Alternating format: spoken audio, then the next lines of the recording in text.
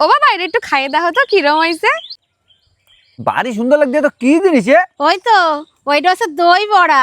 চলো দেখাচ্ছি কিভাবে দই বড়া বানাইছি। তার জন্য এত সুন্দর লাগছে দই বড়া বলে। প্রথমে কটা বিউলির ডাল কালকে সারা রাত ভিজেই তুইছিলাম, এখন মিক্সার মেশিনে বাইটিয়ে নেব। এই দেখো বাটা হয়ে গেছে। এবার একটা গামলায় নামাইয়ে ভালো করে ফেটায় নেবো। তো এই ফেটানো হয়েছে নাকি একটু দেহি, জলের মধ্যে দিলি যদি বাইসে ওঠে তালি ভাববা যে হয়ে গেছে। এবার এর মধ্যে একটু নুন দেব, আর এই যে কটা গোটা মৌরি আর গোটা জিরে এর মধ্যে দিয়ে ভালো করে মাখায় নেব। শুকনো খোলা এইবার জিরে ধনে শুকনো লঙ্কা নুন দিয়ে একটু ভাজে নেব। মশলাটা ভাজা হয়ে গেছে। এবার ওই কড়াইতে সাদা তেল দিয়ে দেবো। তেল গরম হয়ে গেছে, বড়া কটা ভাজিয়ে নেব। এই দেখো কি সুন্দর ফুলে ফুলে উঠিছে।